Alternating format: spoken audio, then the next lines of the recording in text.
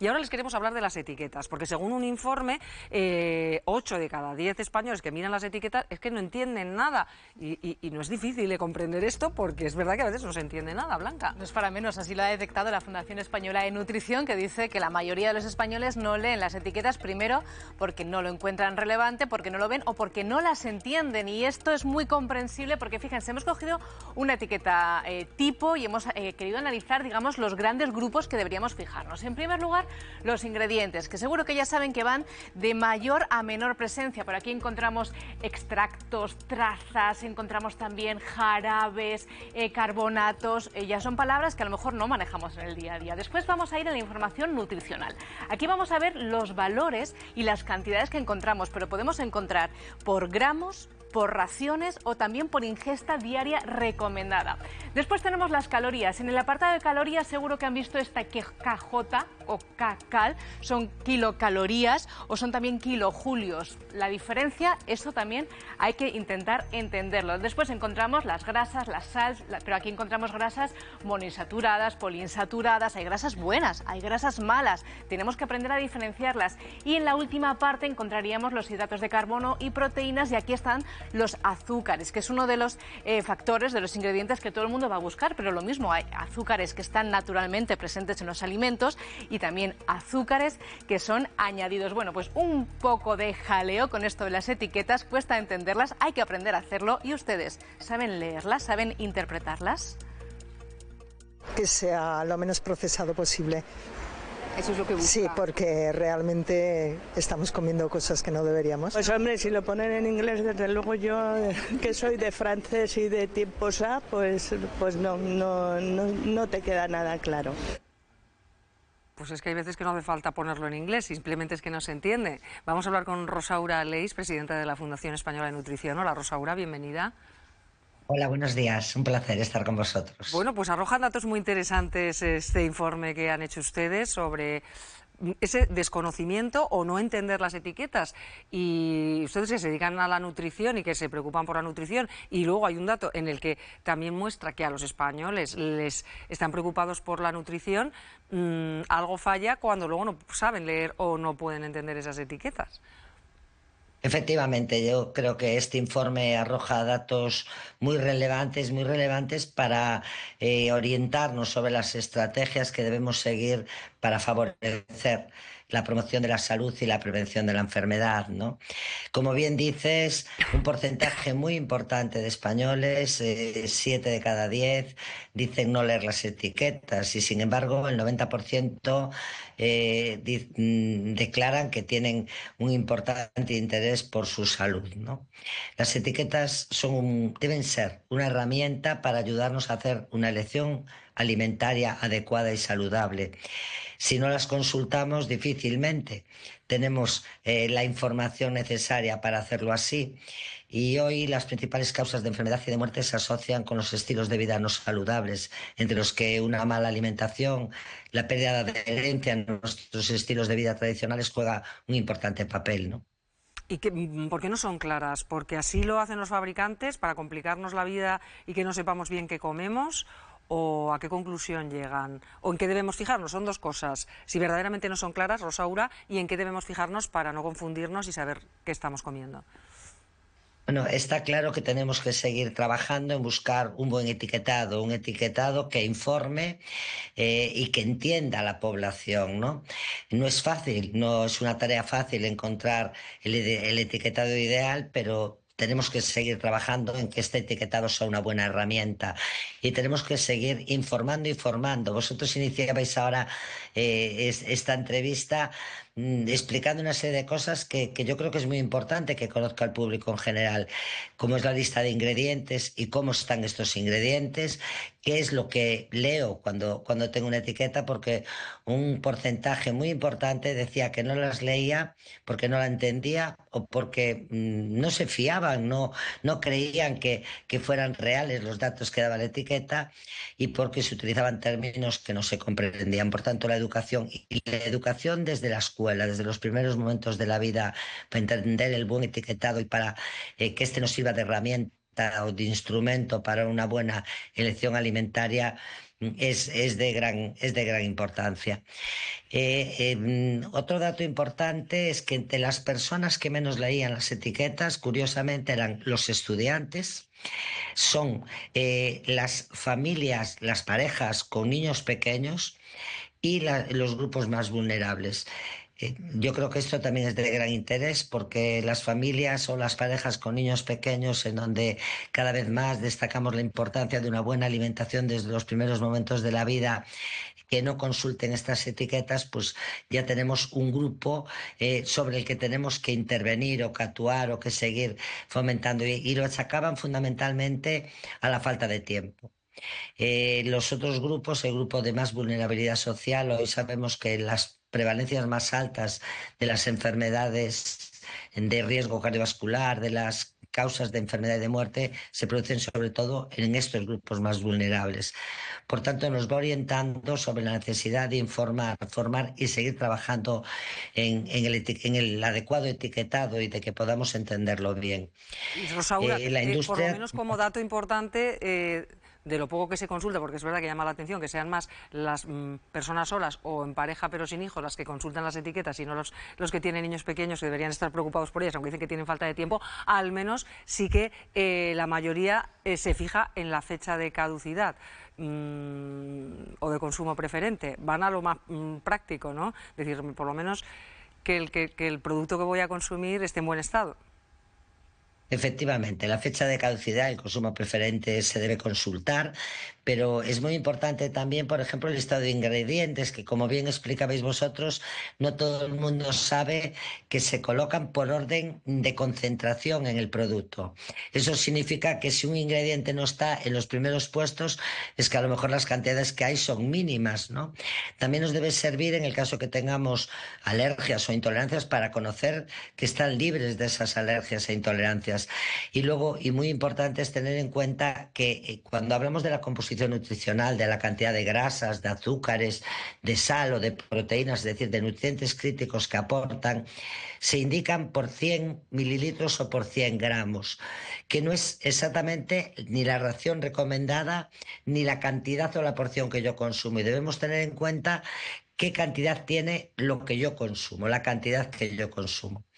Por tanto, insisto, la importancia de seguir trabajando en un adecuado etiquetado y también destacar que la industria, las empresas dan la información que la legislación les exige y que además en los últimos tiempos, de acuerdo con la Agencia Española de Seguridad Alimentaria y Nutrición, la industria está haciendo un esfuerzo importante en reformular algunos productos para que se ajusten más a las recomendaciones de consumo. Pero tenemos que conocerlo y tenemos que saber cómo hacemos un menú saludable que debe ser suficiente en cantidad, variado en cuanto a la gran cantidad de alimentos que tiene que aportar, equilibrado y adecuado a la edad, al sexo y al estado de salud, de enfermedades y la cantidad de actividad física que practicamos. Eso es, pues gracias Rosaura Leis, presidenta de la Fundación Española de Nutrición, por habernos dedicado estos minutos y ayudado a entender que, por ejemplo, también dicen ese dato de que se desconoce el porcentaje de pollo, pues si en un caldo de pollo te dice el 2 o el 33, coge el de 33, ¿no? Que será el que tiene más pollo. Efectivamente, por eso hablamos de la importancia del porcentaje de los ingredientes, o sea, el orden de los ingredientes indica la cantidad que lleva de ese producto, ¿no? Muy bien, pues muchísimas gracias por habernos atendido. Un saludo. Muchas gracias a vosotros, un saludo. Que igual lo ideal es que se haga uno el caldo de pollo, ¿no? Okay, pero si tiene que comprarlo hecho, cuanto más pollo mejor. Y como bien ha indicado Rosaura, fijarse en los porcentajes. Si no aparece en los primeros puestos, es que de lo que promete que tiene, no va a tener nada. Y miro a María, que conoce bien las etiquetas y se las mira de arriba abajo. Sí, mirad, yo las conozco por la doble vertiente, porque trabajo con empresas de alimentación. Entonces, por un lado está lo que las marcas de fabricantes tienen que cumplir a nivel de legislación. Entonces, ¿qué es lo que ocurre? Que hay mucha parte del etiquetado que hay detrás que las empresas lo ponen como porque tiene que estar obligatoriamente por ley puesto, y más si quieren, por ejemplo, exportar. Si tú quieres exportar a Alemania, tienes que tener, por ejemplo, muchísimo más detalle en el etiquetado que a lo mejor si estás en España. Y luego, como consumidora alérgica, además, yo, por ejemplo, es verdad que hay que invertir mucho tiempo para conocer lo que hay detrás del etiquetado. Y es verdad que luego, sobre todo las personas que no nos queda más remedio porque tenemos alergias, entonces acabamos mirando mucho la etiqueta. Por ejemplo, hay otros países que cuando tú compras, por ejemplo, productos de otros países, están obligados a poner los alérgenos, sobre todo los alérgenos más comunes, en mayúscula. Y esto, por ejemplo, a mí me parece que nos facilita mucho el trabajo porque huevo, frutos secos, suelen aparecer en mayúscula. Entonces, ¿qué es lo que ocurre? Que al final es muchísimo más fácil de leer cuando tú coges el etiquetado, si está subrayado en mayúsculas, como que te llama más la atención, entonces la probabilidad de equivocarte es menor, ¿vale? Luego sí que es cierto que en los jamón de York, por favor, que mire todo el mundo el etiquetado, porque cuando le echáis la vuelta atrás tenéis que mirar el porcentaje de jamón que realmente tiene el jamón de York, porque luego ves que hay un montón de almidón de patata, estabilizantes, antioxidantes, y pasa lo mismo, ya me veis que estoy muy puesta en ese tema, con el tema de los azúcares. No tiene nada que ver lo que es el azúcar que los siropes dulces, que esto lo hablábamos un día con el tema de la miel, que yo me pongo totalmente a favor de la miel porque es un edulcorante natural, y hay muchos alimentos donde en vez de poner azúcar se utilizan siropes, o en vez de utilizar miel se utilizan siropes, y eso se puede ver igualmente en lo que tiene que ver con los etiquetados, igual que el aceite de palma, ¿no? Que muchas veces manteca de palma, aceite de palma, el porcentaje de cacao. Tú estás comprando algo que lleva chocolate y no es lo mismo que tenga el 80% de cacao que solo tenga un 20%. Pues al final el chocolate no es malo, es un alimento saludable. Todo siempre en su justa medida, ¿no? Pero sí que es cierto que hay que hacer un pequeño máster para poder entender bien lo que son las etiquetas, y luego lo que sí que es importante es ver el porcentaje que hay de azúcares, de grasas saturadas. Yo creo que ahí la gente, sobre todo si tiene problemas cardiovasculares o tiene algún tipo de problemas, si tiene que leer algo dentro de la etiqueta, por favor que mire este tipo de información, porque es la que, igual que yo miro los alérgenos porque son los que me afectan más a mi salud, que cada uno, dentro de toda la información que hay, tiene que identificar cuáles son los puntos reales en que tiene que fijarse, pues para evitar un sobrepeso o evitar a lo mejor, ¿no?, ese tipo de cosas. Pero sí que es cierto que los fabricantes tienen por legislación la obligatoriedad de poner todo ese tipo de cosas, y a lo mejor sí que habría que encontrar un punto intermedio entre lo que hay que poner por temas legales y lo que a lo mejor el consumidor es capaz de interpretar, sin hacer este ejercicio que he hecho yo durante muchos años de mi máster de etiquetado. Oye, tienes que hacer una guía tú, porque está muy bien lo que dices. Mira, yo veo que no es tan hostil como la factura de la luz, pero casi. Entonces, claro, yo creo que todos esos trucos son muy importantes. Y luego a mí me pasa una cosa, y es que creo que, claro, tú te fijas, a no ser que estés muy concienciado cuando eres joven, te fijas cuando eres mayor y empiezas a decir, uy, voy a tener hipertensión, voy a tener colesterol, voy a mirar la sal, voy a mirar las grasas, pero es demasiado tarde. Bueno, no es demasiado tarde nunca. Habría que empezar de joven, habría que hacer que es cuando tienes menos tiempo, o por los niños, o porque claro, tienes... Pero eso es lo que explicaba, claro, los que tienen niños, que son quienes tienen que preocuparse por ellos, resulta que no tienen tiempo para estar mirando todo lo que nos mostraba evidentemente, antes, y luego porque no está claro. Y otra cosa, no sé si sería posible hacer como en los análisis, como en la analítica, que te dicen, vale, tienes 5 y el rango va de 0 a 10, porque vamos a ver, yo cojo una lata de tomate y veo sal 0,8, ¿y qué? Porque luego cojo otra lata de tomate y veo sal 1,5, digo, uy, mucho mejor la de 0,8, pero claro, no puedes... Hay gente que no puede estar haciendo el lineal entero, viendo todo el rango. Eso tendríamos que saber también qué rango de sal es dónde está la parte baja, dónde está la parte alta, en los azúcares.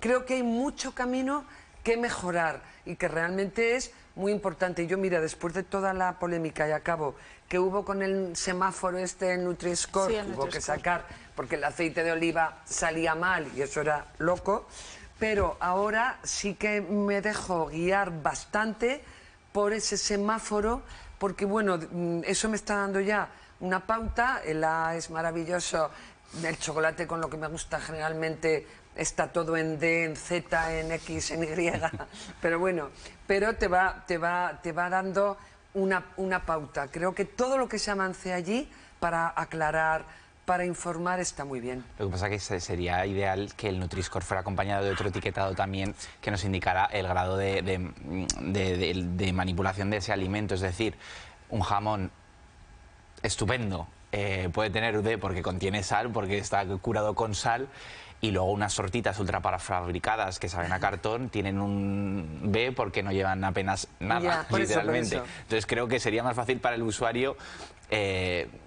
otro tipo de etiquetado que nos aclare mejor las cosas. Yo desde luego estoy en el 8 de cada 10, lo comenté en este programa, en el supermercado en el que compro yo han cambiado el nombre del queso, antes ponía Barty, ahora pone cremoso, y todavía no he averiguado leyendo la etiqueta si estoy comprando queso o estoy comprando algo que se parece a queso. Si ha cambiado y pone cremoso, que eso es muy ambiguo. Sí, pero es que pone... Deja de comprar ese queso. Ya.